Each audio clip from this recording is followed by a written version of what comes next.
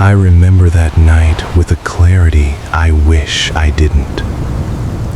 It was late October, one of those nights where the air feels thin and damp, carrying a weight that presses down even when you're in the car. The Blue Ridge Parkway was slick with rain, every turn reflecting the dim glow of my headlights, the trees looming on either side like silent sentinels. I was driving home from a long day, my mind still half on work, half on the cold draft creeping through the cracked window. There wasn't another car in sight, save for the occasional flicker of distant lights that seemed to vanish before I could register them. Somewhere deep in the mountains, the fog had begun to roll in, curling like smoke through the valleys, and I remember thinking how quickly visibility could drop to nothing out here.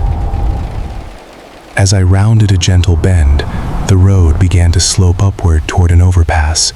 That's when I first saw it, a figure standing perfectly still at the edge, barely illuminated by my headlights. I slowed, instinct kicking in, telling myself it was just someone stranded, maybe lost, maybe drunk. But the closer I got, the stranger it seemed. Its proportions were off, stretched, too tall to be human. I blinked, rubbed my eyes, tried to shake the foggy headlights' reflection from my vision, but it didn't budge. It was perfectly still, arms at its sides, facing the road like it had been waiting for me. My stomach tightened, the car suddenly feeling small, like I had driven into someone else's space, and that space was alive in a way that didn't belong to me. I slowed to a crawl, my tires whispering against the wet asphalt. The mist curled along the bridge, thickening with every second, and when I blinked just for a fraction of a moment, it was gone. My heart jumped violently, my hands gripping the steering wheel so hard my knuckles burned. I glanced all around, scanning the roadside, the trees, the guardrail. It was as though it had never been there, and yet I could feel it, lingering in the back of my mind, a presence that refused to leave. I tried to rationalize it. Maybe someone had been out for a walk, or a shadow stretched on the overpass in just the right way. But it wasn't the shadow that haunted me. It was the way it had felt alive, aware, watching. And the longer I drove, the stronger that feeling became. Every curve of the road felt like it led me past invisible eyes, and I kept glancing in my rear view, convinced that something was following me. The road was empty, my mirrors reflected only the mist curling through the tree line, but the sensation never left me. Hours later, when I reached the outskirts of my town, I tried to laugh it off. I told myself I was tired, that the rain and fog were playing tricks on me. But even in my driveway, the fear didn't dissipate. That night, I lay in bed staring at the ceiling, every creak of the old house amplified, imagining the impossibly tall figure emerging from the shadows. I couldn't stop thinking about how it had vanished. Not walked away, not turned the corner. Vanished, as if the fog itself had swallowed it whole. Over the next few weeks, I found myself driving that section of the Parkway almost obsessively, looking for some sign of what I'd seen. Every curve, every overpass felt heavier with anticipation. On foggy nights, I could swear I saw movement in the trees, a shadow that seemed to shift just beyond my peripheral vision. I began timing my trips differently, avoiding the stretch of road at night when the mist rolled in. But even during the day, when the sun cut through the valleys in a soft, golden haze, the memory lingered. That sense of being watched, the undeniable awareness of something wrong lurking in the mountains, it stayed with me. One evening, I finally decided to tell someone, a friend who knew those roads well. He listened quietly, his brow furrowing, then said something I didn't expect. "You're not the first," he said. "There's a stretch near that overpass. Folks sometimes see things, shadows, figures. People have gotten real spooked, but no one can explain it. It just vanishes." He didn't elaborate, just shrugged, like it was a common enough occurrence that no explanation was needed. That answer unsettled me more than it reassured me. Knowing that others had experienced the same thing, yet no one could explain it, made the memory heavier, more permanent. I began noticing other oddities, branches that seemed broken for no reason, footprints that led to nowhere, the occasional flicker of something moving between the trees when the fog was thick. I tried to document it, taking photos, video, even recording audio, but every attempt came back blank.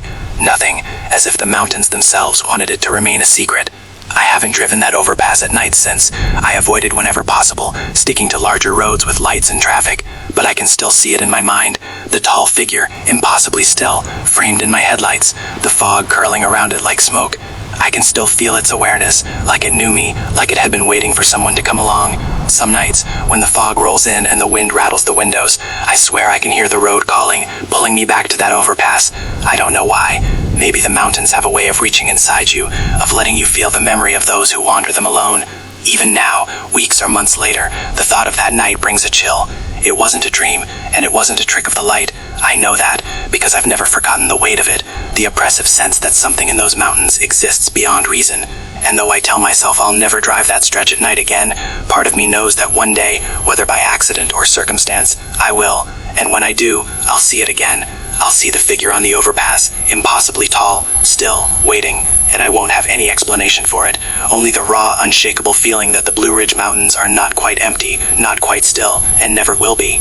The memory clings to me, like fog to the pines, whispering in the quiet moments that some things in these woods aren't meant to be understood.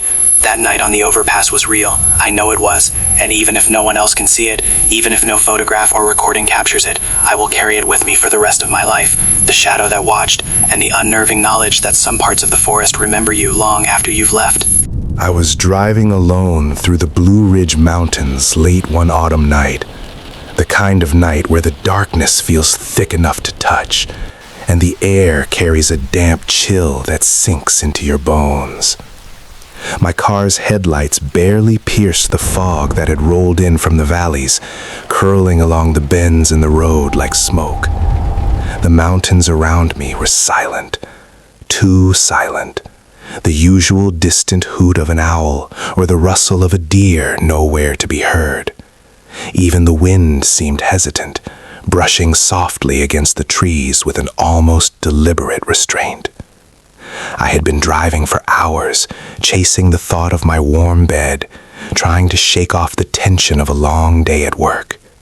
The road was narrow, winding, and slippery with recent rain, and every turn seemed to stretch longer than the last, twisting into shadows that my mind could barely process. I flicked the dial on my radio, hoping to fill the oppressive quiet with something familiar.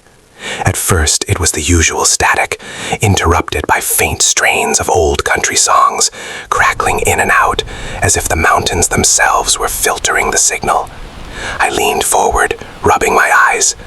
Then, almost imperceptibly, the music began to fade, leaving behind a low, continuous hiss of static that seemed louder than before.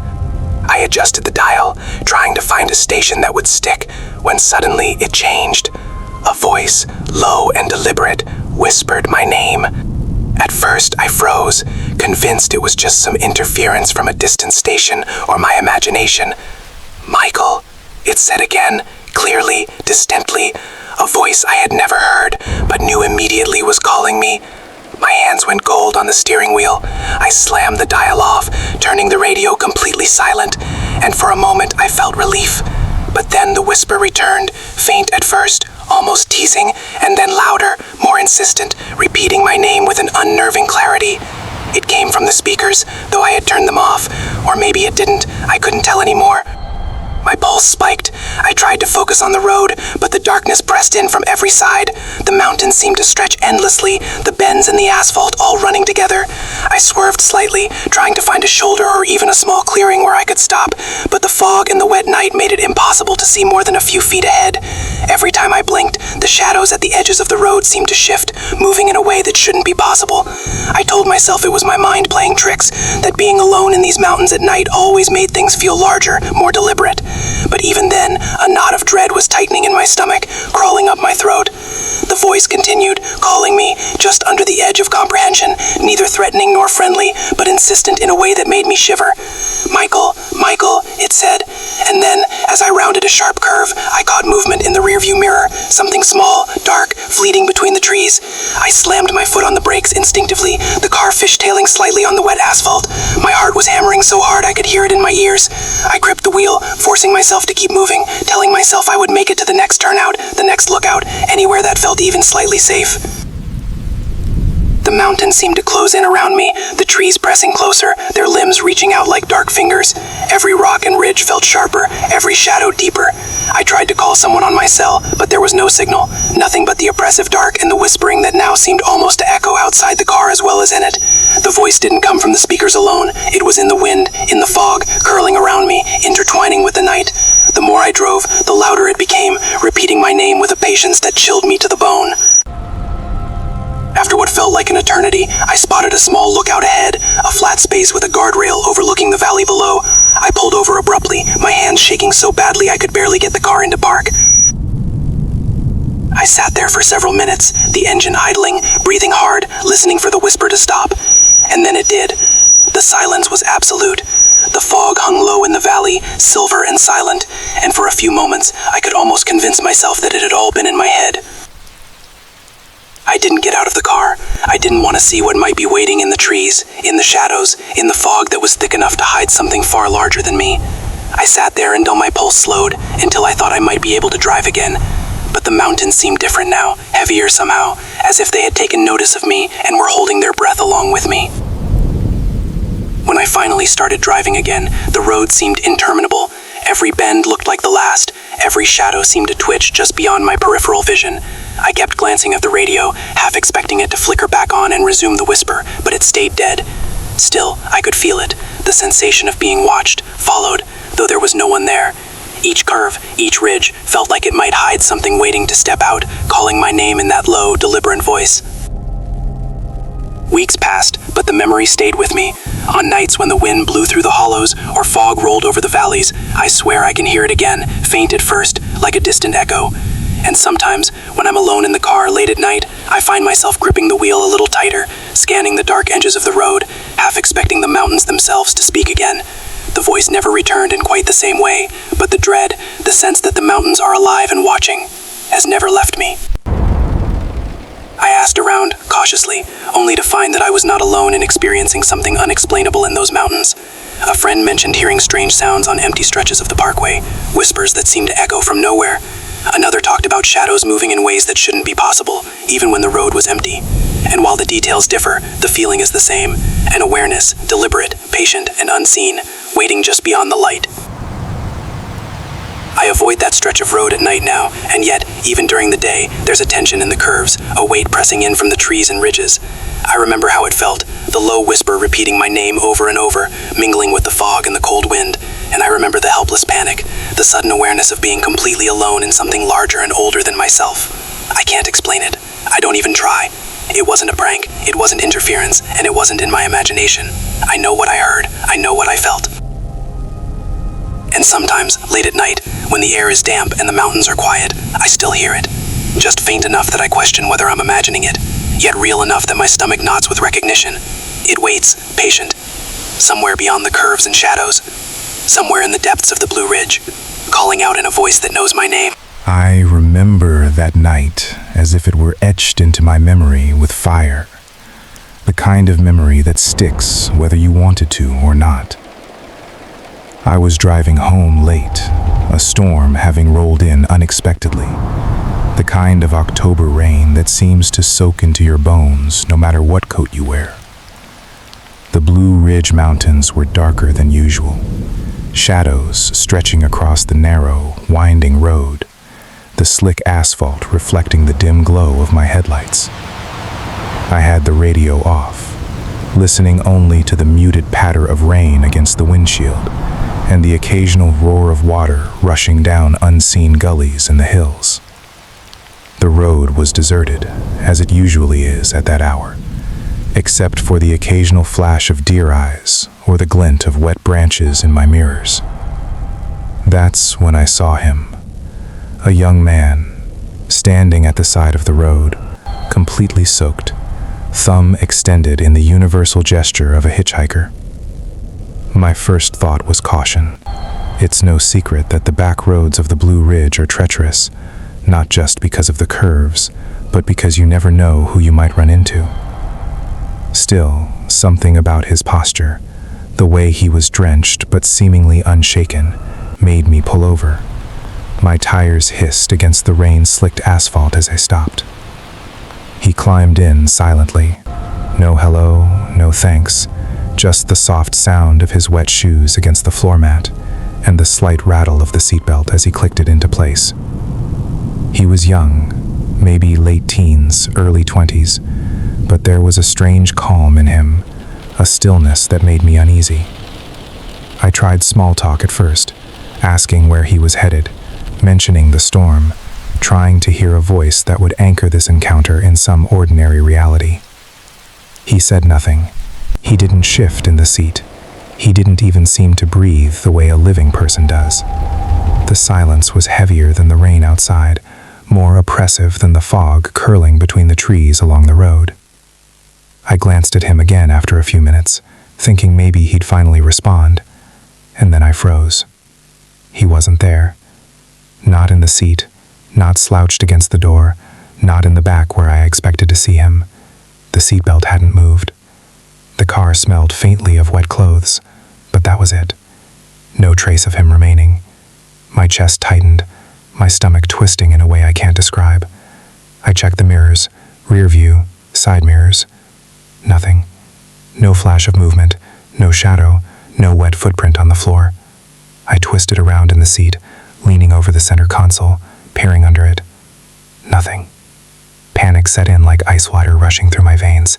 I fumbled with the seatbelt, the door locks, my keys. My hands shook so violently that I could barely keep the wheel straight. I had to get off the road. I had to move. I slammed the car into drive and pressed my foot down, tires hissing, rain smearing the headlights against the trees that seemed closer now, leaning in, reaching. The mountains themselves felt alive with the storm, watching me as I careened down the curving road, every reflection in the wet asphalt and every shifting shadow making my chest pound harder. Eventually I slowed, trying to rationalize it. Maybe it was exhaustion, maybe my mind playing tricks with the fog and the rain. Maybe someone had ducked out the door in the briefest of moments, slipping into the darkness and the trees. But the rational part of me knew better. The weight of the car, the lack of movement of the seatbelt, the faint smell of wet clouds with no owner. It wasn't right. I had picked him up, and then he had simply vanished, as if he had never existed at all.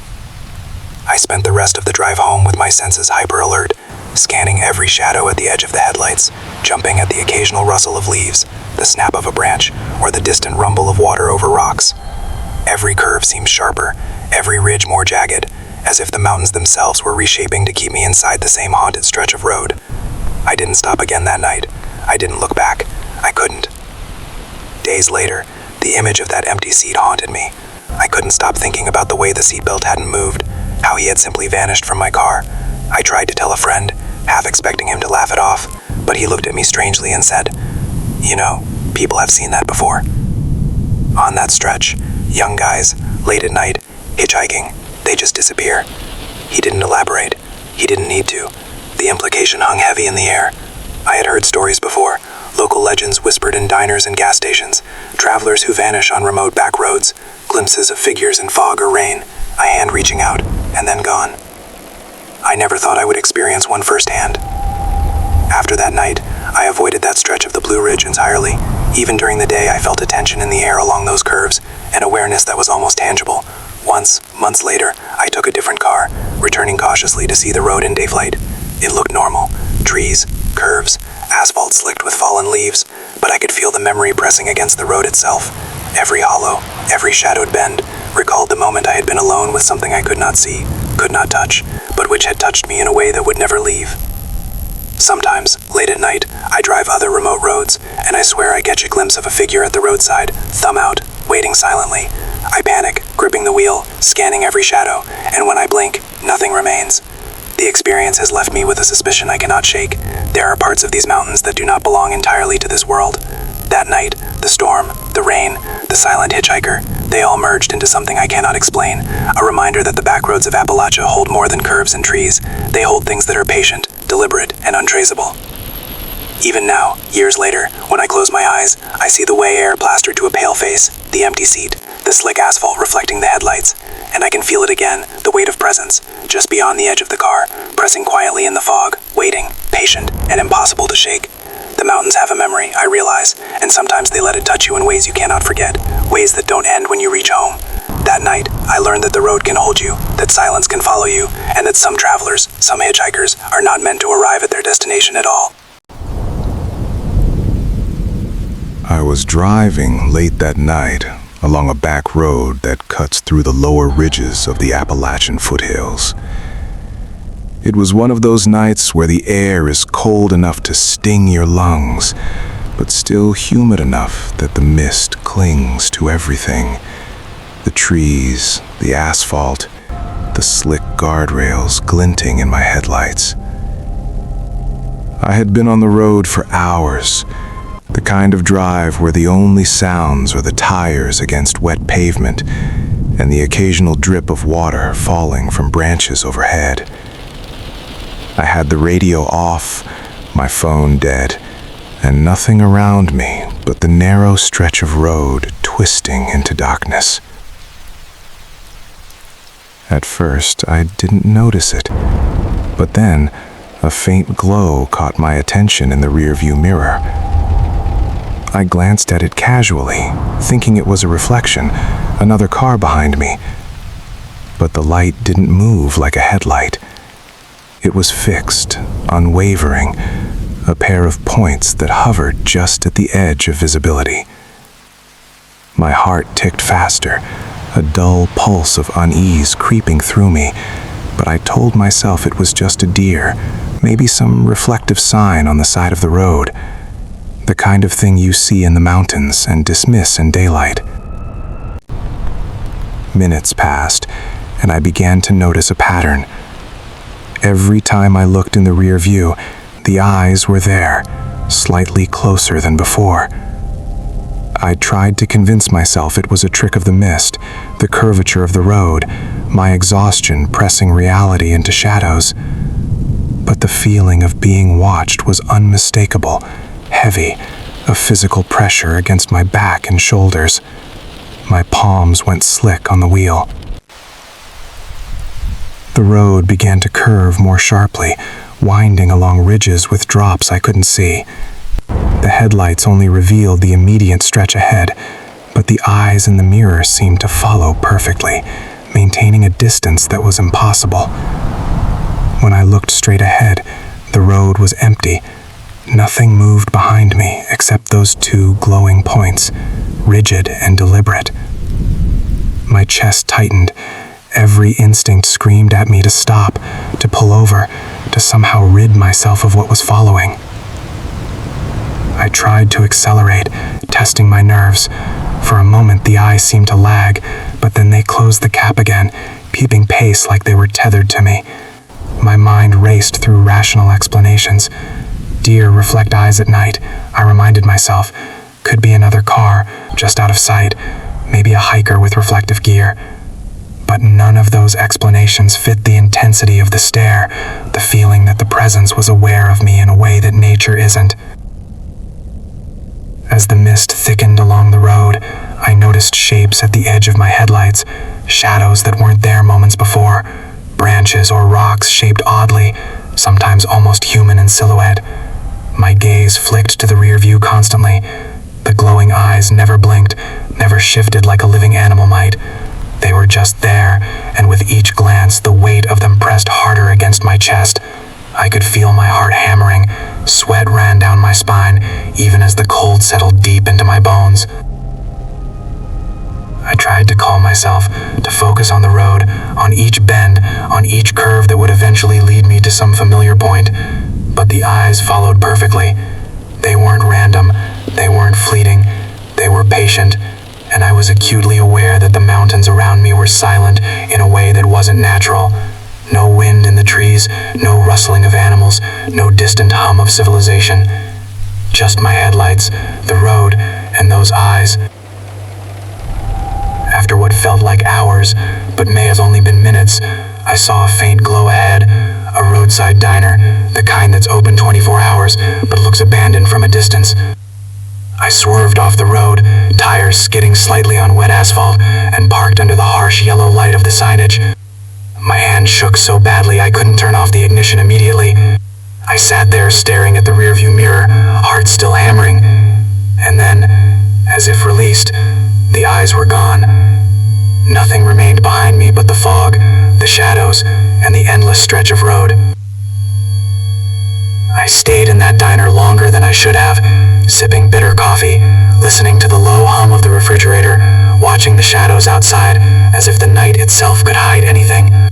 My hands still trembled, even under the fluorescent lights, the memory of those glowing eyes pressed against me, the sense of being followed, of being watched. I asked the lone waitress about the road, tried to sound casual, but she just shook her head and muttered something about people seeing things in the mountains at night.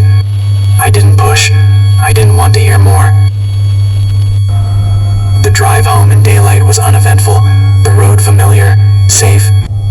But I never returned to that back road at night. Even now, the memory surfaces unexpectedly. A quiet stretch of asphalt, a bend in the road, mist curling through the trees, and those unblinking eyes in the rear view, patient, deliberate, and impossible to place. The mountains keep their secrets, and sometimes the things you see in the night aren't just tricks of the mind. They are reminders that the forest itself is watching, that it is patient, and that it remembers. Even years later, when I drive other back roads at night, I check the mirrors instinctively, imagining those glowing eyes following me, keeping pace. I don't think they were human. I don't think they were a deer. I don't know what they were. All I know is that the feeling of being observed, the pressure, the dread, the patience, has never left me. And I know I will never forget the night the eyes appeared behind me, hovering, unblinking, until I escaped into light. I was driving the Parkway later than I should have been. The kind of late where you stop checking the time because it only makes the distance feel longer. It was early fall, cold enough that the windows fogged if I didn't keep the air moving, but not cold enough for frost.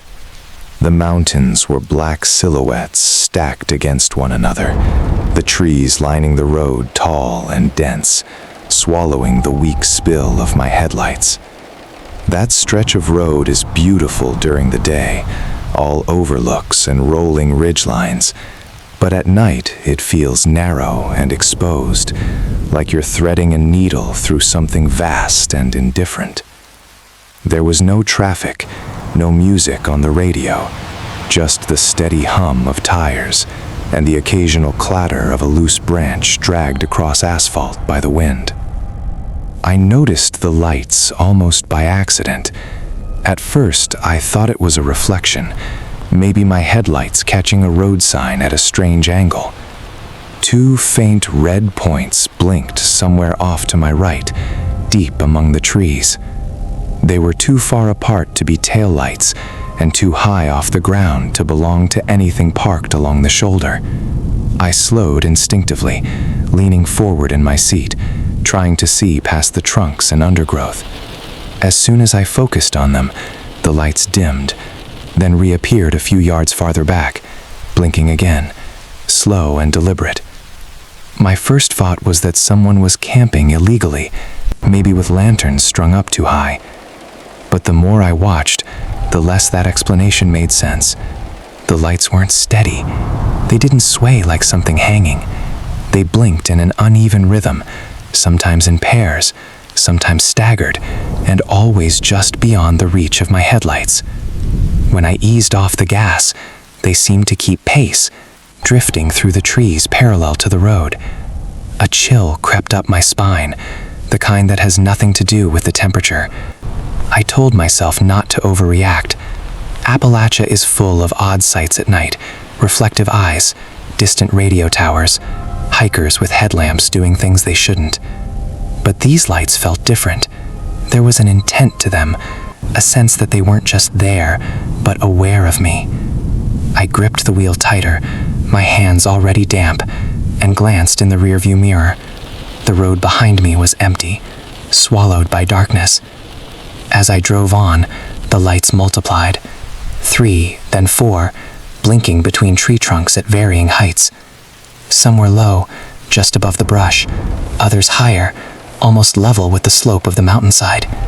They moved independently, yet together, like a loose formation adjusting to my speed. When I accelerated, they lagged slightly. When I slowed, they drew closer. My heart started to pound, each beat loud in my ears, and I realized I'd stopped breathing properly. I cracked the window, half expecting to hear voices or footsteps, something to ground what I was seeing in reality. Instead, the forest was silent. No insects, no wind through the leaves, just the low rush of air as my car cut through the night. The silence pressed in, making the blinking lights feel even louder, more pronounced. I reached a small pull-off, one of the many overlooks that dot the Parkway, and without fully deciding to, I slowed further. Part of me wanted to stop, to prove to myself that there was a rational explanation waiting just beyond the tree line. As I drifted toward the shoulder, the lights vanished all at once. Not faded, gone. The woods to my right were dark and empty, no hint that anything had been there moments before. I sat there, engine idling, staring into the trees. My breath came shallow and fast. I told myself this was the moment where I laughed it off, where I chalked it up to stress and imagination. But as I sat there, a new sensation crept over me, the unmistakable feeling of being watched, not from one direction, but from all around. The hairs on my arms stood on end, and a deep, instinctive fear rooted me to the seat. I pulled back onto the road and drove. The lights returned within minutes, this time on my left, blinking through the trees on the uphill side. They were closer now, brighter, the red sharper against the black of the forest. I could see the glow reflect faintly on leaves and bark, just enough to confirm they weren't reflections or distant signals. They were in the woods, moving through it with ease, pacing me again. I whispered to myself, trying to stay calm, reminding myself that panic would only make things worse. I tried speeding up.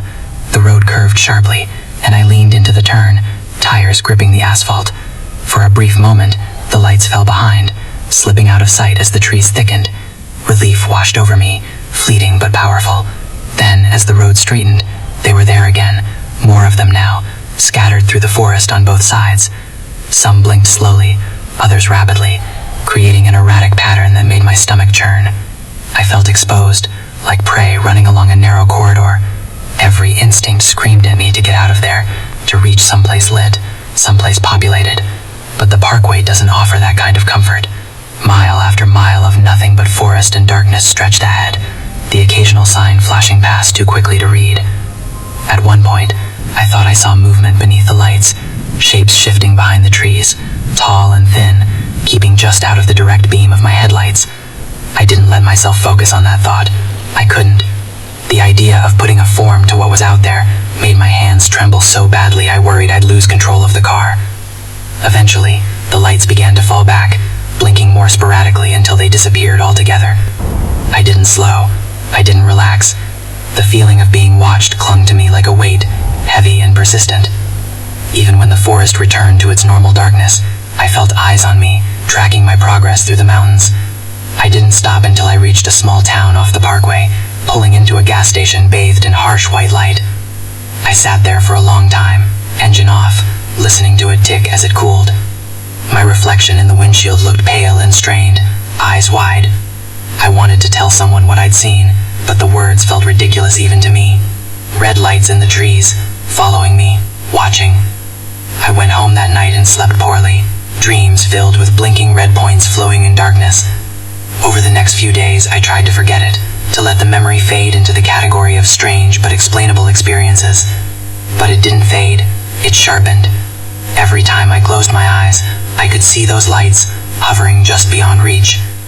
A week later, curiosity, or maybe something closer to compulsion, drove me back.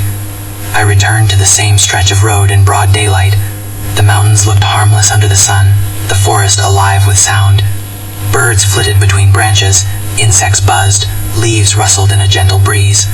I pulled over at the same overlook where I'd first slowed that night and stepped out of the car. I walked a short distance into the woods, careful but determined. There was nothing, no scorch marks, no disturbed brush, no sign that anything unusual had ever been there moments before. I stood there longer than I meant to, listening, waiting for that familiar sense of being watched to return. It didn't. The forest felt empty in the way forests are supposed to feel. That should have been reassuring. Instead, it unsettled me more than the night Whatever I'd seen hadn't left a trace. It didn't belong to the daylight, or to the rules that govern it. In the weeks that followed, I started noticing small things. A red reflection in my rearview mirror that vanished when I turned my head. A faint blinking light on a distant ridge that I couldn't locate again. Once, while hiking during the late afternoon, I thought I saw a dull red glow deep between the trees, gone as soon as I focused on it. Each time, the same cold awareness settled over me, the same certainty that I wasn't alone. I talked to a local man at a diner one morning, skirting around the details, asking if anyone ever mentioned strange lights in the woods. He paused, fork hovering halfway to his mouth, and studied me for a moment before answering. "People see things," he said finally, "especially up on the Parkway. Best not to go looking for explanations. Some things don't like being noticed." That was all he said. He went back to his meal, conversation closed. I don't drive that stretch of road at night anymore. I make excuses, take longer routes, tell myself it's just caution. But deep down I know it's fear. Not the sharp, immediate kind, but the slow, gnawing dread that comes from knowing you brushed up against something you weren't meant to see. The red lights never appeared again as clearly as they did that night, but I feel them sometimes, just beyond the edge of perception, blinking patiently in places I can't quite see. The mountains are old. The forests are thick with things that have lived and died unseen. I don't pretend to understand what I encountered, and I don't want to. All I know is that for a stretch of lonely road, something in those woods watched me pass, matched my speed, and chose, eventually, to let me go. And that knowledge, that whatever it was could have followed me farther if it wanted to, has never truly left me. I was driving late that night, later than I should have been. The kind of late where the mountains feel alive in ways that daylight hides.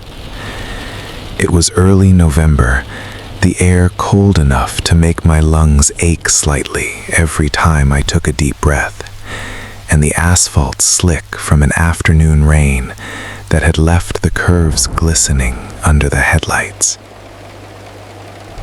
I was alone, the hum of the engine and the occasional click of the tires over worn grooves in the road, the only sounds accompanying me.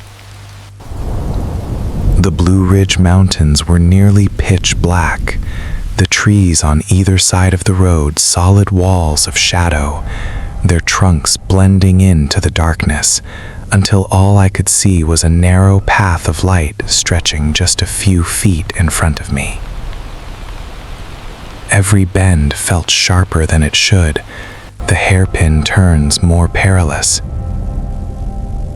Even though I'd driven this road countless times during the day, I had the uneasy sensation that something was different about it tonight, as if the mountains themselves had shifted while I wasn't looking.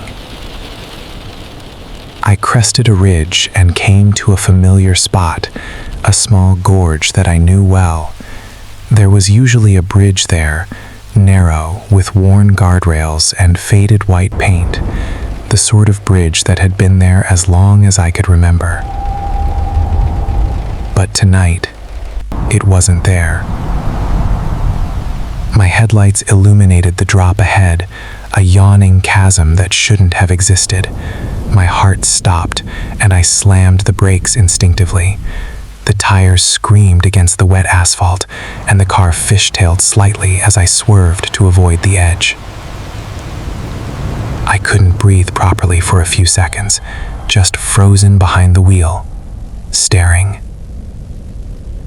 The road should have ended, or at least paused, but as I looked closer, the asphalt seemed to continue seamlessly, curving gently across where the bridge should have been. My headlights reflected off smooth, uninterrupted pavement. The gorge below was still there, in the faint darkness, a drop that felt infinite, but the road seemed to ignore it entirely, unbroken, unyielding. I could feel my stomach lurch in vertigo, the sensation of standing over empty air clinging to me like a second skin. I tried to reason it out. Maybe fatigue, maybe I had misremembered the curve. Perhaps the darkness and the fog rolling up from the valley had warped my perception. But the memory of that bridge was vivid in my mind, so vivid I could picture the faded planks, the scuffed guardrails, the moss creeping along its edges. I had crossed it countless times, and yet, in that moment, it had simply vanished, as if the mountains had swallowed it whole.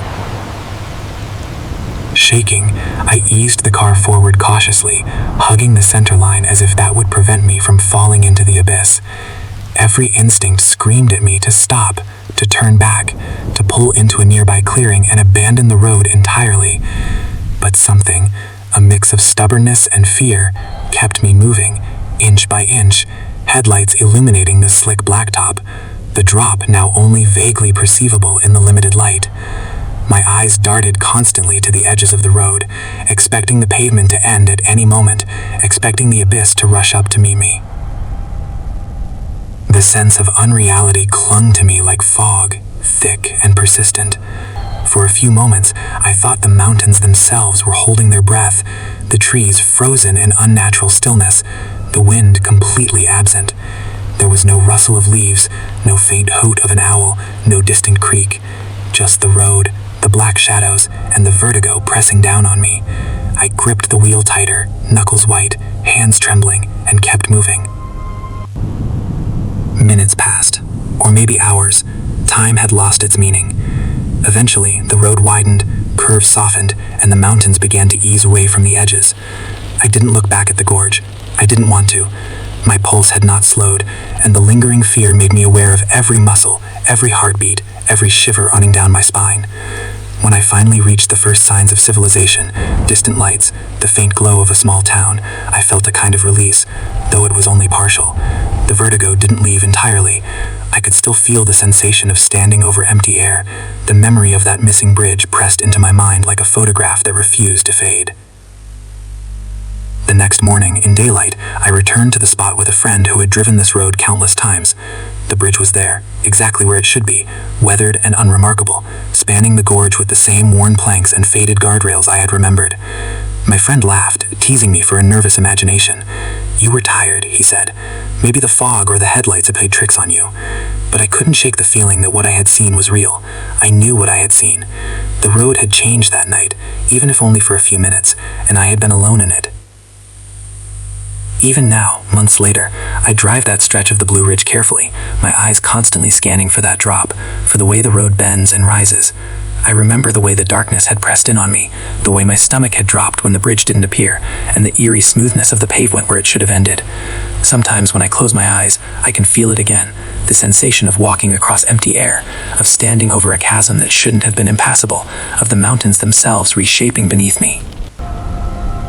I've asked others about that spot, cautiously, not giving away too much of my fear. Some shrug, some laugh, others frown and change the subject. No one has reported seeing the road behave the way I did. Some local legends speak of stretches of mountain roads that shift at night, places where the veil between reality and perception thins. I had always dismissed those stories, the kind of old Appalachian folklore that clings to the mountains. But I know now that they are rooted in something. Not fantasy, not exaggeration. Something real, patient, and indifferent, lurking in the curves and shadows of the mountains. I avoid driving that road at night whenever I can. Even when I do, my pulse remains elevated, my hands gripping the wheel, and my eyes constantly searching for the missing bridge. I do not expect to see it again, and yet the memory is vivid enough that I feel it every time I approach the spot. The silence, the darkness, the emptiness beneath where the road should have ended. The vertigo, the sensation of standing over air, has never left me. It is a weight I carry, a reminder that some parts of the mountains are not bound by the rules we know, that even familiar roads can shift into something unexplainable when the night is deep and the world is quiet. The bridge is there now when I see it in daylight, but I know what I experienced was real. The mountains let you walk across impossible spaces if they choose, and for those few moments, I was caught between what I knew and what I could see, standing over nothing, suspended in a nightmare that has never truly ended. I remember that night in the Blue Ridge Mountains like it's burned into my memory. A kind of terror that seeps slowly into your bones and refuses to leave. It had been a long day, driving from a small town in the foothills back to my cabin, tucked higher up in the mountains.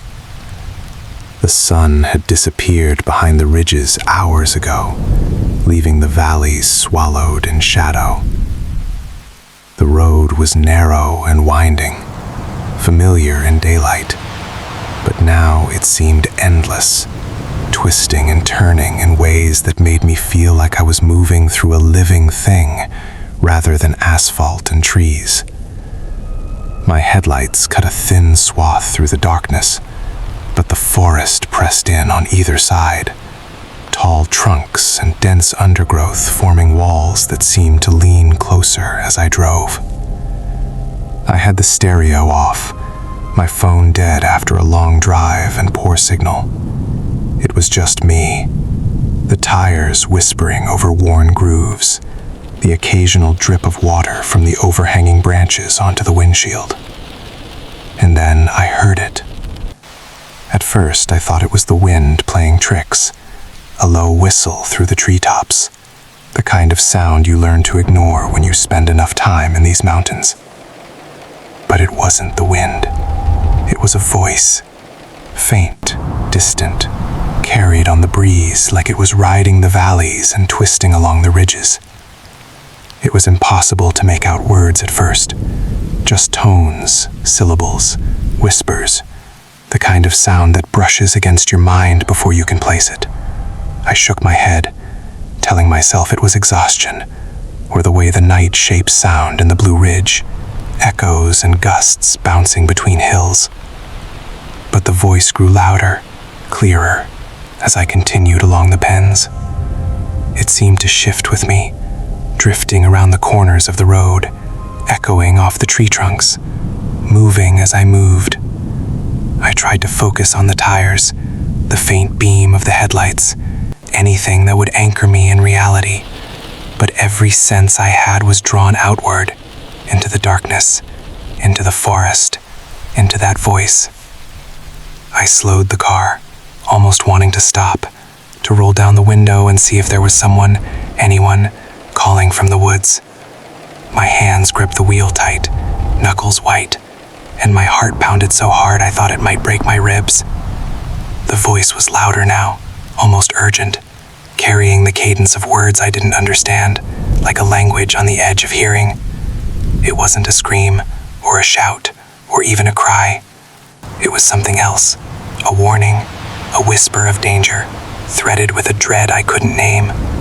I leaned forward, trying to pinpoint it, and the sound shifted, circling the car, always just ahead, just behind, never static.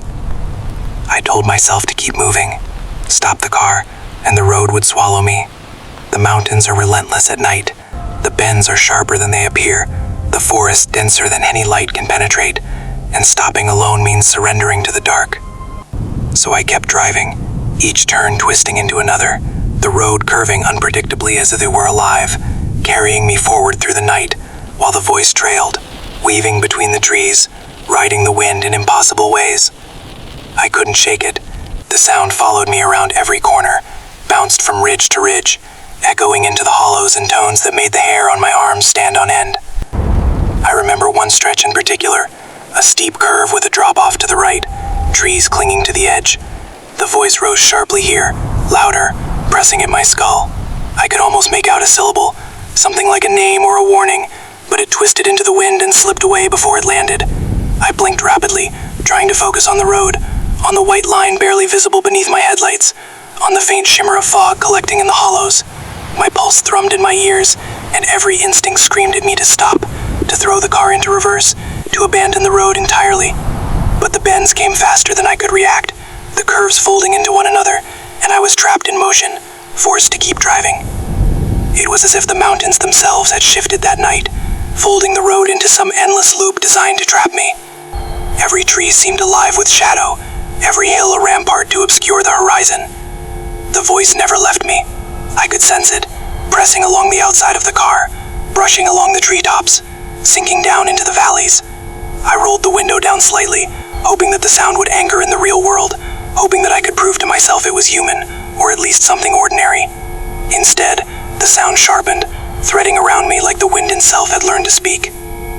Time lost its meaning. Minutes or hours, I can't say, which is worse in these mountains at night, because the dark stretches endlessly, the bends repeat, and the mind starts to betray you. I remember reaching a long straight section, the trees thinning briefly, and thinking I saw a shape in the fog ahead. I slammed on the brakes, tires screaming, and the shape vanished, melting into the darkness. My breath came in short, panicked gasps. I gripped the wheel like my life depended on it, because that night I felt that it did. The voice followed still, relentless, as though it had a purpose that I would never understand. Eventually the road flattened and widened, and faint signs of civilization appeared, a flickering gas station light far in the distance. I drove toward it almost automatically, desperate for anything that would break the spell of the night. Even as I approached, the voice lingered, softer now, but still present, drifting on the wind over the trees, wrapping around the peaks and valleys. I reached the gas station and parked under the harsh neon glow, my hands shaking uncontrollably, legs trembling beneath me. The world felt solid again, normal again, but only just enough to convince me that I hadn't lost my mind entirely. I stayed in that gas station longer than I should have, sitting in the car, engine idling, staring at the dark stretch of road behind me. I could still hear faint echoes, carried in the wind through the ridges. I wanted to leave, but I also didn't want to look back. My eyes started repeatedly to the tree line, half expecting to see a figure stepping out, calling my name, something to explain the voice. There was nothing, only the mountains, quiet, patient, and indifferent. In the weeks that followed, I thought about that night constantly. I tried to rationalize it, the wind, echoes, exhaustion, isolation. But none of those explanations fit entirely. There was a consciousness to the sound, a pattern to its insistence, an intelligence I could not place. Sometimes, when I drive alone in the mountains at dusk or fog, I swear I can hear faint murmurs in the distance, too distant to understand, but close enough to raise the hairs on the back of my neck. I do not seek them out. I do not go back. The Blue Ridge is beautiful, but there are parts of it that are patient, that watch, that whisper in ways you cannot decipher. That night, I learned the mountains have voices of their own. They are not hostile, perhaps, but neither are they harmless. They remember travelers, and they have ways of speaking to you if the wind carries their intent. I have never forgotten the sound, the way it swirled around me, and the way it never left. Even after I reached the safety of the gas station, it lingers still, like a warning I cannot decode, a story I cannot share fully, and a fear I cannot escape. Even now, years later, I drive carefully through those bends, checking the trees, the fog, the wind, because the memory is still alive, and the voice, though distant, still whispers just beyond comprehension. And I know, as I always have, that the mountains are patient. They wait, they remember, and sometimes they speak to you on nights when you are most alone. I remember that night like a pulse in my chest, constant and insistent, the kind of memory that doesn't fade no matter how much time passes. I had been driving along a back road that snakes along the Blue Ridge Mountains, a stretch I thought I knew well. The day had been long, the sky already dark by the time I left the small town at the base of the ridges. The road was narrow, with crumbling guardrails and steep drops to one side, the sort of road that feels precarious even in daylight. By night, it was a different place entirely. Ominous, suffocating, alive in ways you can feel more than see. It started as a sharp curve, the kind that demands attention if you want to stay on the pavement. I slowed instinctively, my hands tight on the wheel, headlights slicing through the darkness ahead. There was a mist rolling up from the hollows, curling around the tires, hugging the edges of the road. I could see the trees pressed close to the edge, gnarled and skeletal in the shadows. As I followed the curve, I realized something was off. The road seemed to stretch longer than it should, the bend pulling farther than I remembered, the turn unnaturally drawn out. I shook my head, blaming the long day, fatigue clouding my mind. I had driven this stretch a dozen times before, always in daylight, always thinking it was straightforward. But that night it felt different, as if the mountains themselves had shifted, bending the road into a shape that shouldn't exist. And then, when I rounded the curve, I found myself staring at a signpost I recognized, the same one I had passed just moments ago. My stomach twisted, my pulse jumped. I blinked, rubbed my eyes, thinking I had misremembered.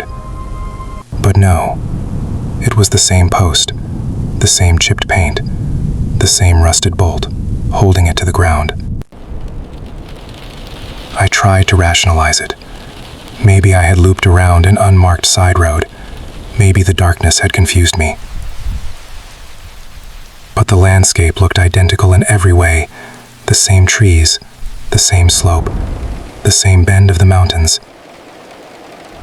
Even the sound of the tires against the asphalt was exactly as it had been moments before.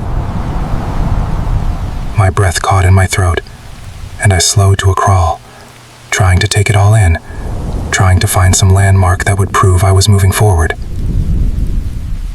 Nothing. I followed the road again, hugging the center line as the mist thickened, wrapping the asphalt in a soft gray blanket. The curve came again, as sharp as ever, but when I rounded it, the signpost loomed ahead once more, unchanged. My hand shook on the wheel. The feeling of being trapped began to gnaw on my chest, a low, persistent dread that filled my stomach with ice. Each loop added a new layer of panic. I tried to remember the landmarks from earlier, the slight bend in the guardrail, the patch of moss along the hillside, but each time I rounded the curve, everything was identical, down to the smallest detail. Time lost all meaning. I couldn't tell if I had been circling for minutes or hours. The fog pressed in on all sides, and the mountains, normally familiar and reassuring, felt alien and hostile. Shadows shifted unnaturally in the headlights, branches reaching across the road like hands. The curve itself seemed alive, stretching and contracting just enough to keep me trapped in its loop. Every instinct screamed at me to stop, to reverse, to abandon the road entirely, but every time I tried to consider leaving, the turn appeared ahead as if mocking my hesitation, pulling me inexorably forward. I remember gripping the wheel so tightly that my knuckles went white. My ears rang with the sound of my own heartbeat, the tires squealing slightly on wet asphalt. The smell of damp earth and pine filled the car, thick and cloying, pressing against my senses in a way that made it hard to breathe. I could feel the mountains around me, not just as landscape but as presence, ancient, patient, aware. It was as if the mountains themselves were bending the road around me, folding the asphalt to keep me moving in endless circles. I tried calling out, yelling into the night, but my voice felt swallowed by the fog and the darkness. No echo returned, only the quiet rustle of leaves and the occasional snap of a branch. The repetition was maddening. Each time I rounded the curve, my mind registered the exact same details. The chipped signpost, the slope of the guardrail, the mist hugging the ground, yet the sense of movement continued. The mountains had trapped me in some impossible loop, and I was utterly powerless. Eventually, after what felt like an eternity, the road began to straighten, the curve easing into a gentle bend, the fog thinning. I didn't stop to look, didn't dare glance at the signposts or the trees. The terror clinging to me began to loosen, though not entirely. When I finally emerged onto a wider stretch of road, the mountains receding slightly into shadowed ridges, I could feel my hands trembling, my heart still racing, sweat slicking my forehead. I slowed, finally able to breathe, the weight of the night pressing down even as relief set in. The memory of that loop has never left me. I can't explain how it happened, whether the road actually changed shape that night, or if my mind was pushed to its edge, collapsing reality into repetition. But every time I drive late along a mountain road, I feel it, the anticipation of a curve that doesn't end, the lurking sensation that the mountains themselves might bend the asphalt beneath me, that I could circle endlessly, trapped in a fold of terrain beyond reason. I've asked locals about the road, cautiously, not revealing too much of my experience, Some laugh, some frown, some change the subject quickly. No one has reported anything like it, at least not in clear words. But the mountains are full of stories, half-forgotten legends whispered by people who have lived among the ridges for generations. Tales of stretches of road that twist impossibly at night, of travelers caught in loops, of the land itself refusing to release you until it is satisfied. I had always dismissed them as folklore, old stories to frighten outsiders.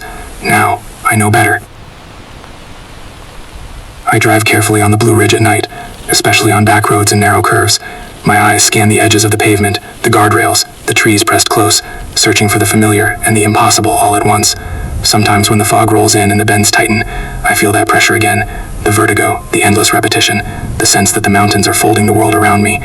It is a memory that refuses to fade, a terror that lingers long after the road opens into safety, a reminder that even familiar landscapes can become alien, deliberate, and profoundly unsettling when night falls and the forest watches.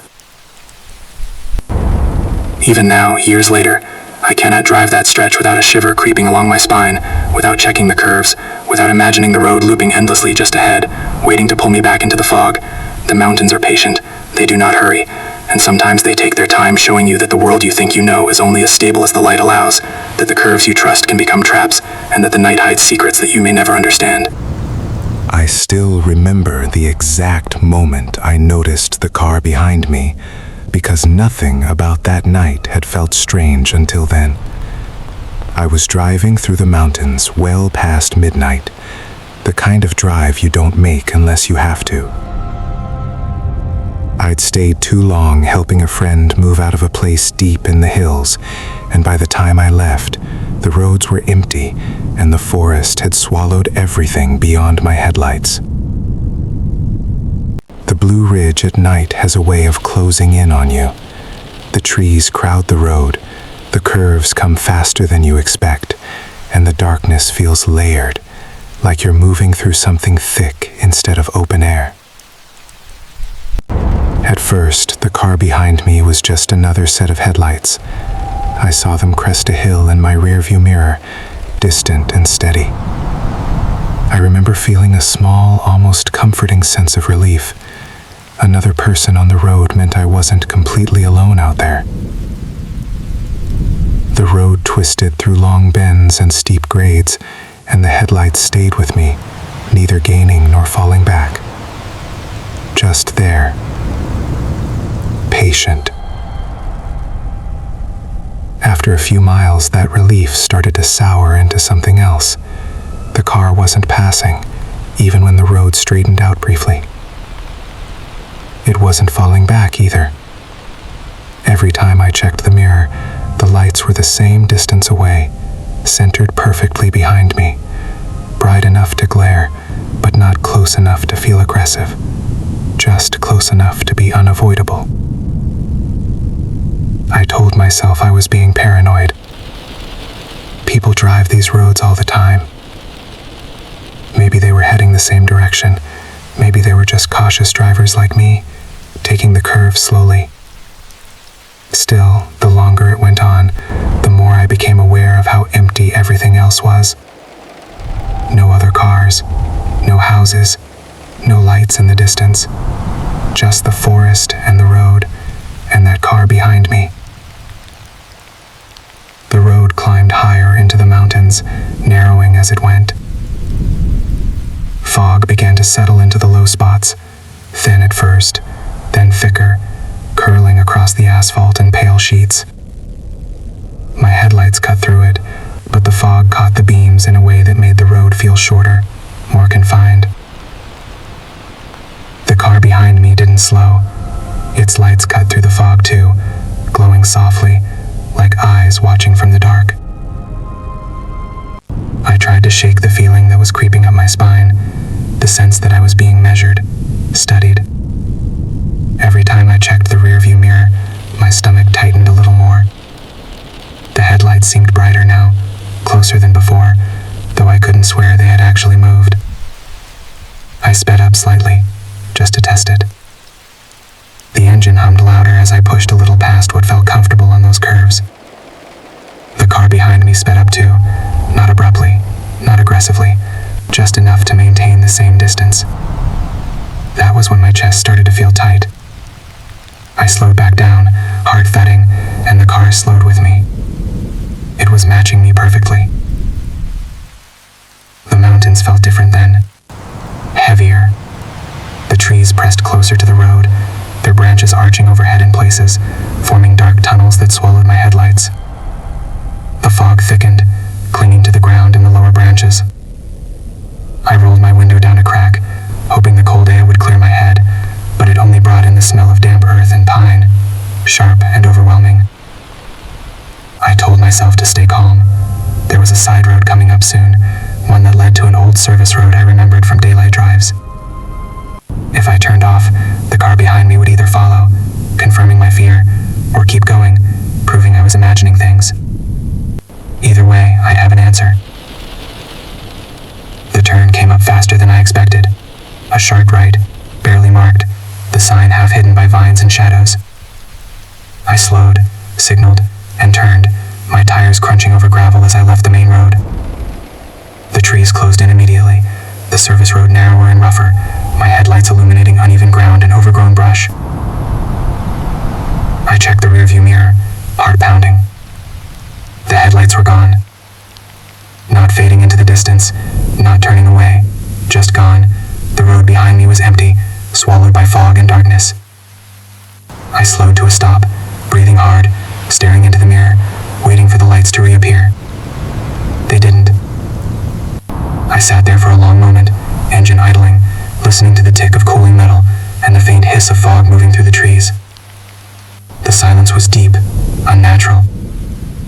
No insects, no wind, just me and the road. A wave of relief washed over me, followed almost immediately by confusion. The car couldn't have vanished like that. There was no place for it to turn off except the road I'd just taken, and I hadn't seen it follow me. No other roads branched off, no driveways, no clearings. I glanced back toward the main road, expecting to see at least the glow of headlights disappearing around a bend. Nothing. I stepped out of the car, the cold air biting through my jacket. The fog was thicker now, clinging to my legs as I walked a few steps back down the service road. My boots crunched softly on gravel.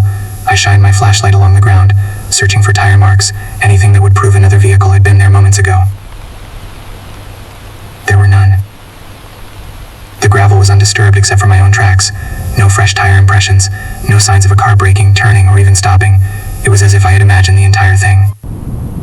That thought didn't comfort me. It made the fear settle deeper.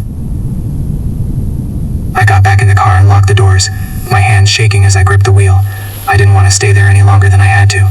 I turned around carefully and headed back toward the main road, checking the mirror constantly, half expecting the headlights to reappear again out of the fog. The main road was empty when I rejoined it. I pulled back onto the asphalt and drove on, telling myself it was over, that I'd let my nerves get the better of me, but the sense of being watched didn't fade. If anything, it grew stronger. My shoulders were tight, my jaw clenched. Every shadow at the edge of the road felt charged, every dark gap between trees like a place something could be hiding. The drive stretched on, the road twisted through deeper, darker stretches of forest, the fog thinning and thickening in waves. I checked the rearview mirror constantly. It stayed empty, too empty. That was when I realized something else was wrong. Even without the car behind me, I felt hunted. It's hard to explain that feeling to someone who hasn't experienced it. It wasn't panic, not exactly. It was a low, steady awareness, like something had locked onto me and hadn't let go just because I couldn't see it anymore. My skin prickled, the hairs on my arms standing on end. I felt exposed, like I was moving through territory where I didn't belong. At one point I heard something over the sound of the engine, a faint noise, almost like another vehicle but distorted, not tires on asphalt, something heavier, slower. I rolled my window down again, listening. The sound stopped immediately, swallowed by the forest. I didn't stop again. I didn't pull over. I didn't slow down more than I had to. Every mile felt like a test of endurance. My eyes ached from staring into the darkness. My hands cramped around the wheel. I kept expecting the headlights to reappear suddenly in the mirror, blinding and close. They never did. Eventually the road began to descend, the curves easing, the forest thinning just enough that I could see a faint glow ahead. A small town, barely more than a cluster of lights and buildings, but it might as well have been a city. As I drove into it, the tension in my chest loosened slightly. There were other cars now, streetlights, signs of people. I pulled into a gas station and parked under the harsh white lights, cutting the engine and sitting there, breathing deeply, trying to slow my racing heart. I checked the mirrors again, scanning the lot, the road beyond it. Nothing. Inside, the clerk barely looked up as I paid for a bottle of water. I wanted to ask him if he had seen a car come through just before me, but something stopped me. I wasn't sure I wanted to hear the answer, whatever it might be. I stood outside for a moment, sipping the water, letting the cold air ground me. The forest loomed beyond the edge of the lights, dark and impenetrable. Somewhere back there on those winding roads, something had followed me. Whether it was a car, a person, or something I couldn't explain, I still don't know. I finished the drive home without incident, but I didn't relax until I was inside, the door locked behind me.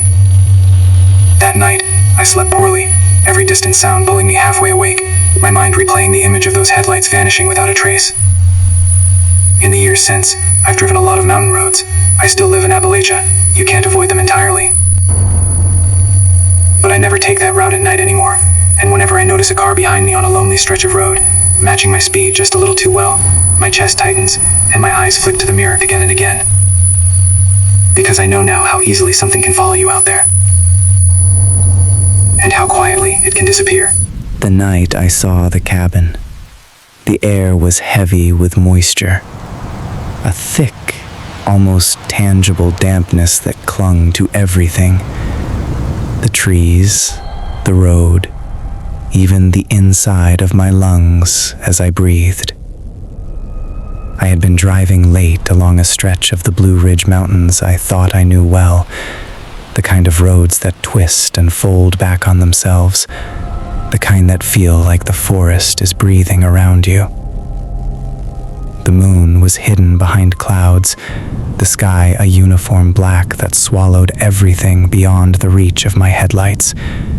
The only sound was the steady hum of my tires on wet asphalt and the occasional drip of water from branches overhead. It started as a faint glow in the distance, barely noticeable through the thickening tree line. At first, I thought it was a reflection off something metal, an abandoned signpost or a reflective marker, but the light held steady, warm and golden, like a lantern burning inside a small cabin. Curiosity pushed me forward. I've always been the sort to explore, to drive until the road ends and see what waits beyond. That night, though, I didn't know what I was stepping into. As I followed the road, the trees seemed to grow closer. The branches arched overhead like skeletal fingers, their outlines softened by the mist that had begun rolling down from the ridges. Each bend felt longer than it should have, each shadow more deliberate. I kept my eyes on the glow in the distance, trying to tell myself it was a house tucked back further into the woods. Maybe someone still awake, a cabin left over from an old homestead. But the closer I drove, the more the forest seemed to thicken, pressing in, narrowing the road and shrouding the light in fog. Then it vanished. One moment, the cabin's glow burned faintly in the distance, and the next, it was gone. The woods stretched endlessly before me, black and silent, without a single indication that a building had ever been there. I stopped the car, heart hammering, scanning the edge of the trees, the brush, even the curves of the road that had brought me here. Nothing, just the mist, curling around the trunks of trees, twisting as if it had a will of its own. My headlights illuminated the road for only a few feet ahead before the fog swallowed it, leaving me trapped in a muted gray world where shapes shifted and nothing stayed still. I tried to rationalize it. Exhaustion, my mind playing tricks after hours of driving, the way the fog refracts light at night. I shook my head, telling myself I had imagined it. But the feeling of being watched began then, subtle at first, like a tickling at the base of my spine. I could feel eyes, or the thought of eyes, pressing against me from the darkness beyond the headlights. The forest is alive at night, yes, but this was different. I could sense intent. Something in those trees was aware I had come, aware I had seen what shouldn't have been seen. I took a few steps forward on the pedals, following the road deeper into the forest. My tires crunched over scattered rocks and loose gravel, the sound unnaturally loud in the silence. Every turn I took, I expected the light to reappear, to guide me to the cabin, to confirm I wasn't losing my mind. But it never came back. The more I drove, the more disoriented I became. The road twisted unnaturally, bends coming faster than I expected, leading me in loops that made my stomach churn. I had driven this stretch before in daylight, and yet now, at night, it felt like the forest had rearranged itself, folding in on the path I knew so well. At one point, I slowed, gripping the wheel so tightly my knuckles ached, and reached for my phone. Dead. No signal, no light. I tried to call for help, to warn someone, anyone, that I had become lost in a place that shouldn't exist, and the emptiness pressed back at me, mocking. I felt the fog thicken suddenly, curling around the car in almost solid sheets, wrapping me in damp cold pressure. The cabin had been there, I knew it, and yet, when I tried to retrace my steps, it was nowhere, just the trees, just the mist.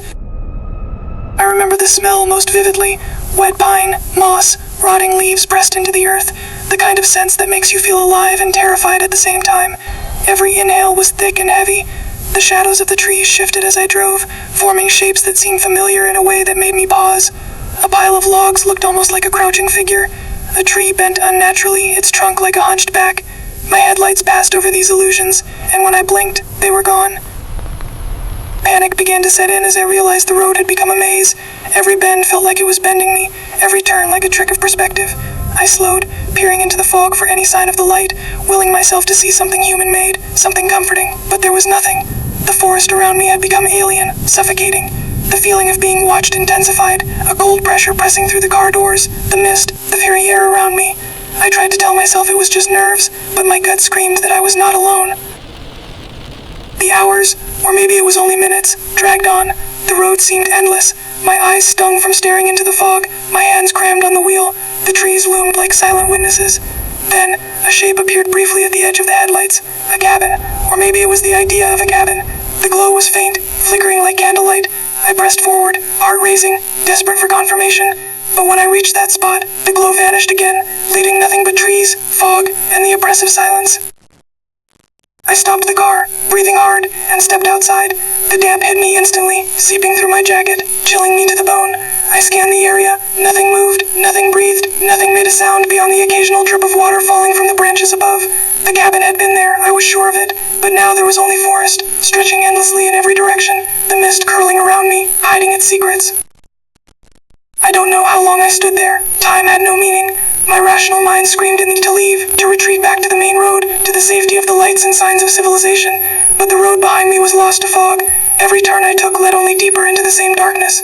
I felt eyes on me then, not human, not animal, but intent, aware, following. I imagined shapes moving just beyond the fog, watching, waiting. Eventually, I forced myself back into the car. I drove slowly, cautiously, following the faintest curve that seemed familiar, praying it would lead me back to something I knew. Hours, or maybe minutes, later I finally emerged onto a section of road I recognized. The fog thinned, the forest receded slightly, the mountains opened into ridges I knew. I exhaled, body trembling, sweat and cold mingling on my skin. I glanced into the rearview mirror, nothing. The forest had swallowed its secrets once more. Even now, years later, I can't drive that stretch of road at night without thinking of the cabin, the faint glow that appears, disappears, and refuses to be found again. The feeling of being watched lingers in my mind whenever I drive through dense forest after dark. I tell myself it was fatigue, my imagination, the play of light and shadow, but deep down, I know what I saw was real. The forest keeps its secrets, and sometimes it shows them to you only to vanish, leaving you with the memory and the cold, pressing sense that you were not meant to witness it. I've never returned to that stretch at night. The mountains hold the cabin and whatever else dwells in the mist, and every time I drive past a similar stretch of road, I feel the memory return. The cold air, the thick fog, the warmth of a light that shouldn't exist, and the deep, unshakable certainty that something in those woods watches, waits, and disappears on its own terms. I remember the night the mist swallowed the road like it was yesterday, though it's been years. I was driving alone, my car climbing the winding stretch of the Blue Ridge Parkway that threads through dense forest and sheer valleys. The sky was heavy with clouds, and the waning moon cast little light, leaving the world in a muted gray that made every tree, every boulder, feel like it could step out of the shadows at any moment. The road was slick from an earlier rain, and the smell of wet earth hung in the air, thick and almost tangible. I had been enjoying the drive at first, the quiet hum of the engine and the isolation of the mountains, usually calming after long days of work, the kind of peace you can only find in places where the forest dominates, and the mountains seemed to stretch forever. But as I descended into a valley, a thin mist began to rise from the hollows, curling up over the road like smoke. At first, it was just a trick of the headlights, the fog clinging to the pavement and reflecting the yellow beams in strange ways. But it grew quickly, thicker and heavier, until the world beyond my windshield was nearly gone. The trees, the guardrails, the bends in the road, they all vanished into gray. The first time I noticed the sounds, I almost laughed at myself. The wind, I told myself, animals rustling in the brush. But then the noises became more deliberate, something moving, shifting, brushing against the trees in a pattern that felt intentional. Footsteps? I wasn't sure. There was no other car on the road, no hikers, nothing. Just the soft, wet rustle of leaves and a faint, almost rhythmic scraping that seemed to follow me with the curves of the road. I slowed, my knuckles white on the wheel, heart pounding. The mist was oppressive now, curling around the tires and sticking to the windshield wipers, as if trying to hold me in place. I turned on the high beams, hoping to cut through it, but the light only reflected back in a thick gray haze. Shapes began to form at the edge of visibility, trees that weren't there a second before, shadowed figures that vanished when I blinked. My stomach tightened. The sensation of being watched pressed against me like a physical weight, a cold, insistent presence that I could neither see nor name. Then it happened. Something darted across the road in front of me. I slammed on the brakes, tires squealing on wet asphalt, and swerved to avoid it. My hands trembled violently as I gripped the steering wheel. When I looked ahead, the road was clear. Nothing. No animal, no person, nothing at all. But the feeling remained, crawling along the back of my neck, crawling under my skin, as if whatever had moved had passed right through me.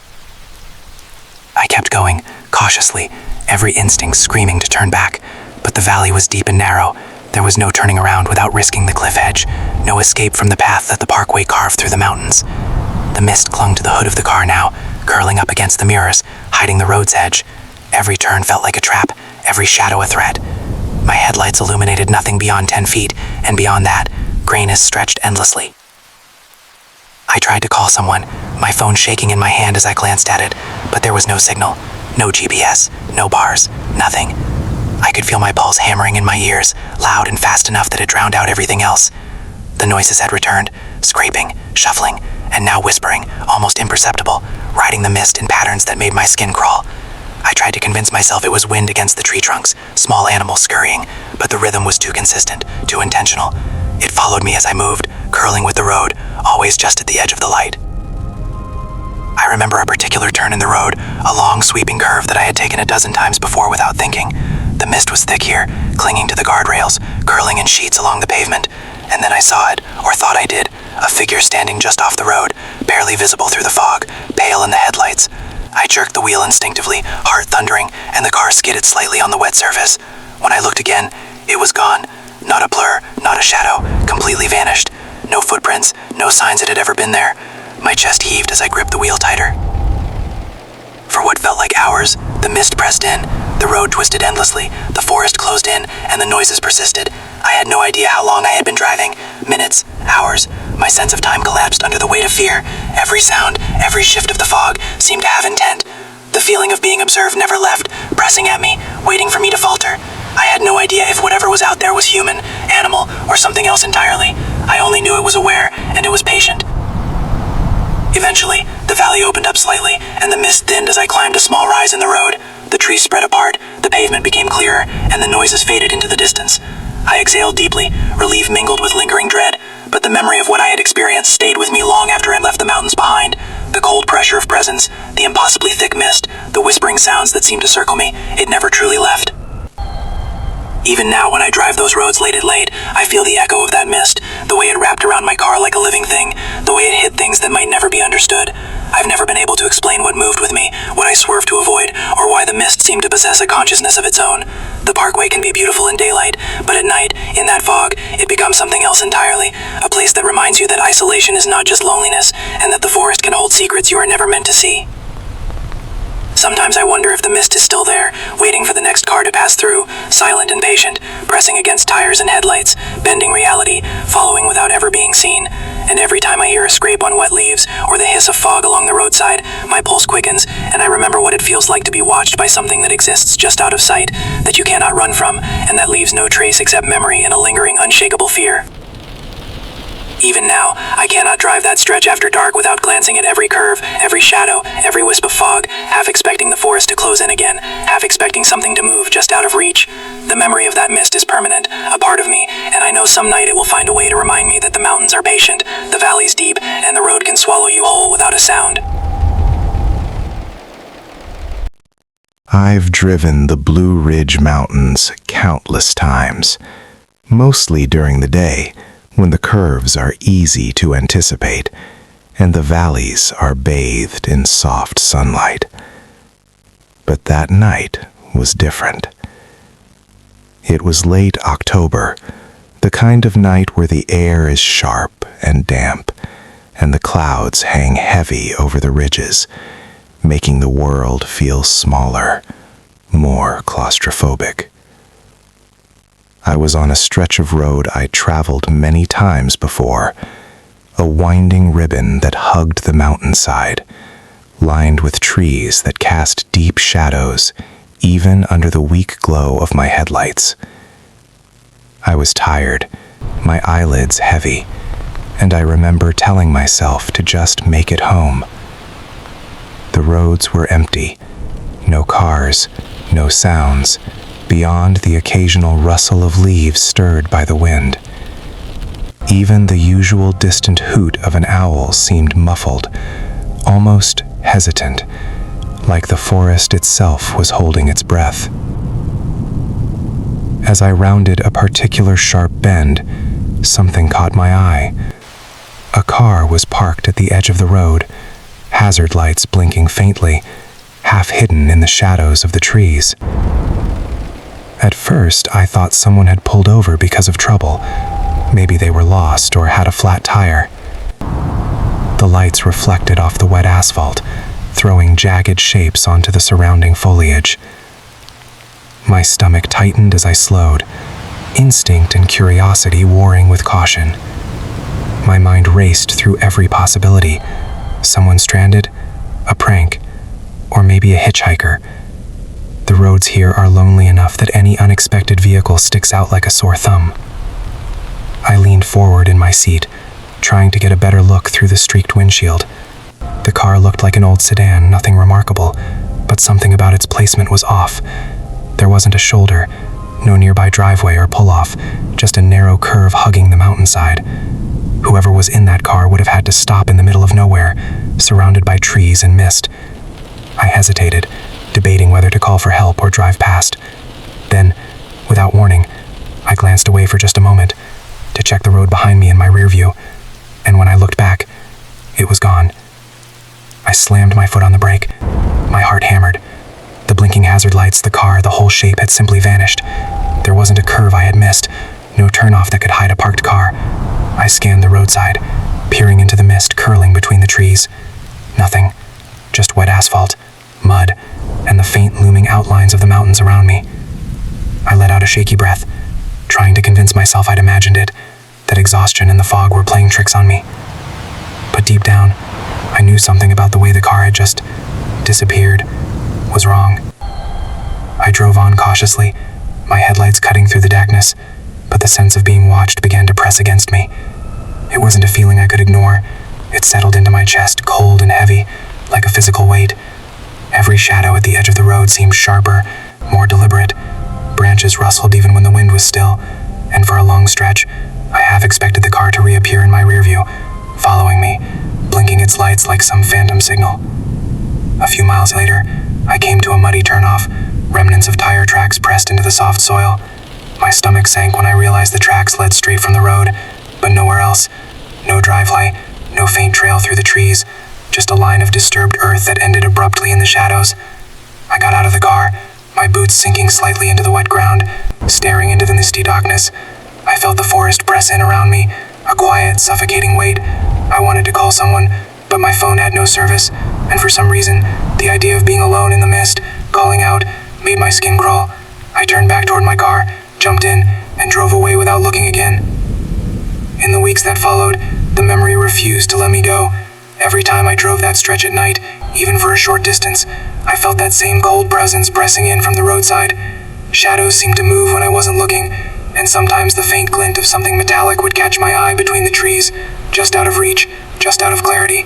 I tried to rationalize it. Maybe it had been a car that had pulled off and driven off when I blinked. Maybe it was fatigue, or a trick of the fog on wet asphalt, but I knew better. There was a stillness that wasn't normal, a precision in the way the car had vanished that made my rational mind falter. I even returned during the day, thinking familiarity would ease the memory. The sun bathed the mountains in soft golden light, and everything looked ordinary. Trees, curves, mud, no tracks, no shadows, nothing unusual. And yet, as I drove, I felt the echo of that night, a lingering dread that made my hands tighten on the wheel. I could almost feel the phantom presence at the edge of the road, the way it had waited for me, even if it wasn't there anymore. A month later, I was talking to a local at a gas station, trying to tell him the story, half expecting him to laugh it off. Instead, his expression went tight, serious. That stretch, he said quietly, glancing down the road. Folks see strange things there sometimes. Cars, lights. People have been spooked bad enough to call it a hazard. No one explains it, just goes away. I felt a cold shiver run down my spine. It wasn't a comforting confirmation. It was proof that I hadn't imagined it. Something about that road, something in those mountains was off. From that point, I began taking a different route home. Even months later, I felt my chest tighten when I approached that stretch. I would glance into the trees, expecting movement. Sometimes I thought I saw it, a flash of reflection, a shadow, but every time I looked closer, there was nothing. I started noticing little things elsewhere too, shadows at the edge of my vision, the way fog curled unnaturally through the valleys, the faint, inexplicable feeling of being followed when no one else was around. It was as though the mountains themselves were watching, remembering me. I haven't gone back to that road at night since. Even driving past during the day, I feel the memory pressing at the edges of my perception. The phantom car, the blinking lights, the tracks leading to nowhere. I can't explain it. I don't even want to try. It doesn't make sense in any rational way, and yet I know it was real. That night, the Blue Ridge Mountains whispered a warning I can't interpret, and I feel the echo of it every time I drive through the valleys, every time fog settles in the hollows, every time the wind shifts just right in the trees. The Blue Ridge Mountains are beautiful, but they're also unforgiving. Quiet, yes, but not empty. And I've learned that certain things in the mountains, strange lights, phantom cars, the weight of being watched, aren't meant to be understood. They're meant to linger, to unsettle, to remind you that the forest doesn't forget. Every time I drive by that stretch, I hold my breath, not because I'm expecting a hazard in the traditional sense, but because I know that whatever I saw that night, whatever came and went in the fog, is still there, waiting just beyond the edge of what can be seen.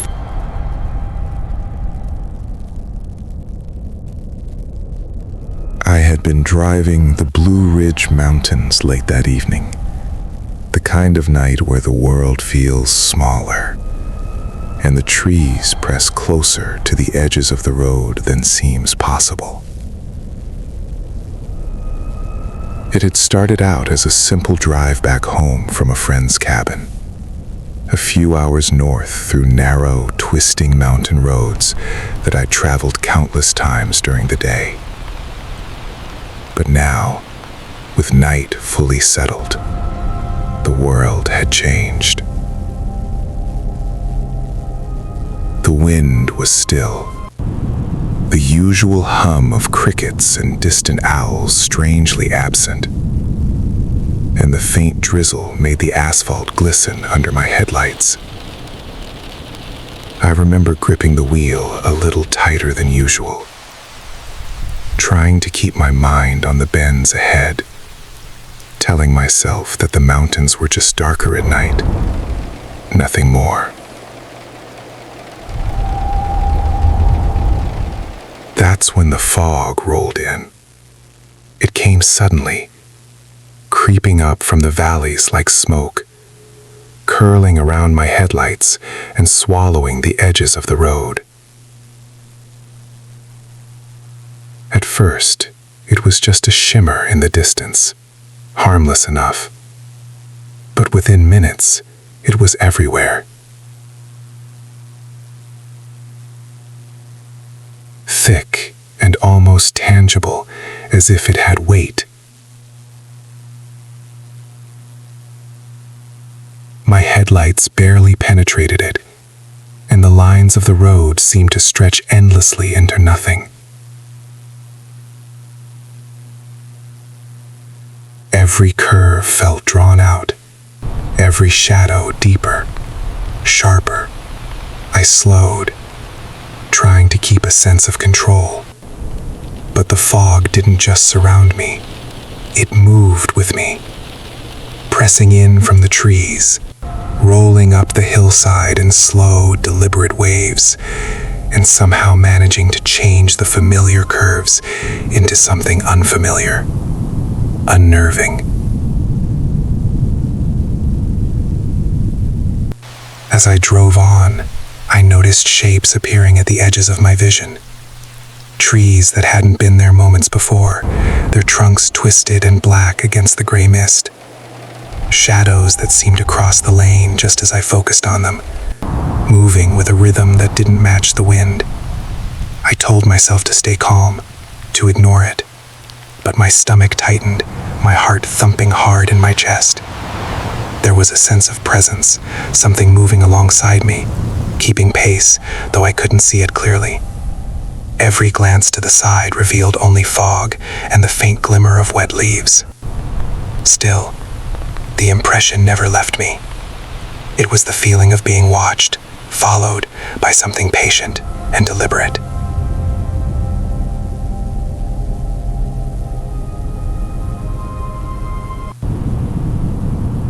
I tried to stay on the road, but each bend seemed to loop me back to the same stretch. Signs appeared that I knew I hadn't seen before, then vanished when I looked directly at them. The lines of the asphalt seemed to repeat, the reflective markers echoing in the mist like mirrors. Panic began to edge in. I muttered to myself, tried to rationalize it. Maybe I'd taken the wrong turn hours ago. Maybe the fog had distorted the road, but the loops felt unnatural, deliberate, like the mountains themselves were rearranging the path behind me. Every mile was measured by the slow, insistent crawling of the fog, each turn leaving me with the same empty, cold dread.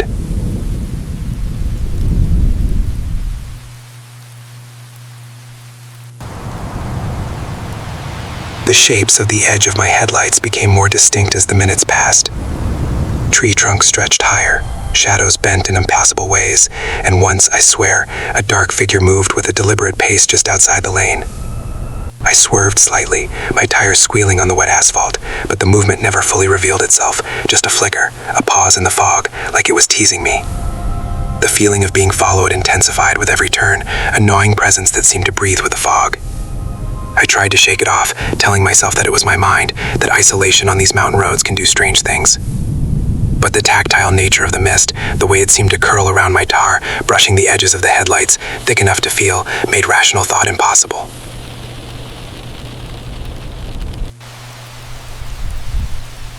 Hours seemed to pass without end.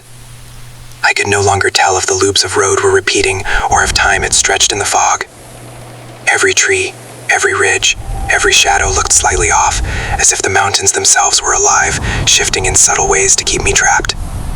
My hand shook on the wheel, and I forced myself to keep moving, searching desperately for any sign of civilization, some landmark I could recognize, anything that would prove I was still on a familiar route.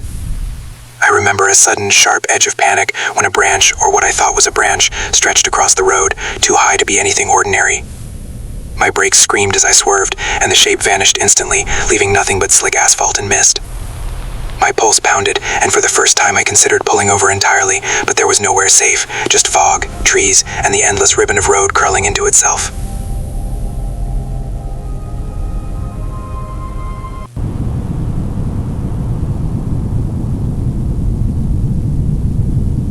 Then, just as the panic reached its peak, I emerged near a small gas station, or at least it looked like one.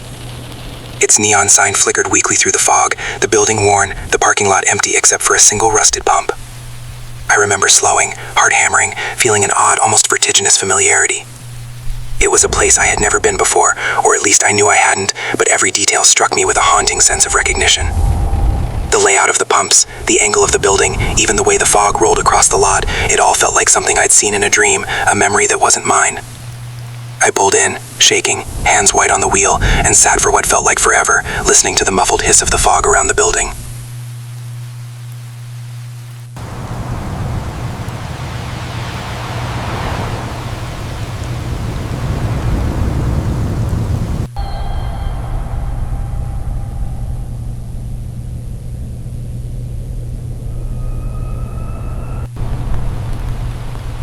For the first time in hours, the oppressive feeling of being followed began to recede.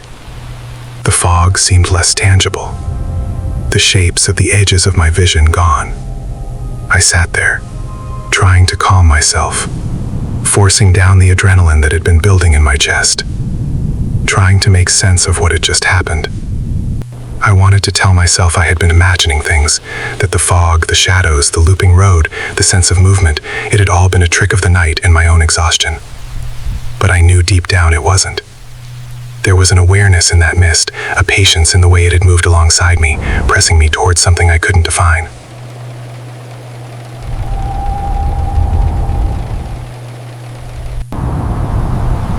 Eventually, I forced myself back onto the road, the neon glow fading behind me as I drove slowly, cautiously. The loops and strange shadows were gone now, replaced by familiar stretches of asphalt, the lines clear under my headlights. But the memory of the fog, thick and tangible, following me, shifting the mountains and the trees, never left. Even days later, I felt it in the back of my mind, the way the forest might remember you, or the road might hold its breath long after you've passed. I began noticing subtle echoes of it. Fog rolling unnaturally low through the hollows, shadows at the edge of my vision when the evening chill settled in. Sometimes when I drive alone through the mountains, I swear the road curves slightly in ways I don't remember, and a familiar weight of presence creeps along the edges of the tires just beyond the headlights. I never found that gas station again. I've tried, multiple times, during daylight, hoping familiarity would ease the memory. But it's gone, vanished into the folds of the mountains as if it had never been there. The fog still returns sometimes on rainy, late nights, curling along the roads and in the valleys, whispering in ways I cannot describe. And though I try to drive past it quickly, rationally, I can't shake the knowledge that something followed me that night, something patient, deliberate, and unseen. The fog itself seemed to watch me, to lead me, to shift the mountains around me, and I can't explain it. All I know is that I remember the way it felt, heavy, alive, waiting, and that memory will stay with me forever, as palpable as the cold mist on my skin. The Blue Ridge Mountains are beautiful, but I know now they are not empty. Their curves, their fog, their forests, they remember the people who travel them. And on that night, I learned that memory can follow you, pressing against the edges of your mind, lingering long after you escape the road itself. The fog didn't just roll in, it waited, it guided, it observed. And though I survived, though I reached a place that seemed safe, I cannot forget. Even now, I think of that night whenever the mountains are dark, whenever fog curls low in the valleys, and I remember that some parts of the forest hold their secrets, waiting quietly for the next traveler who dares to pass.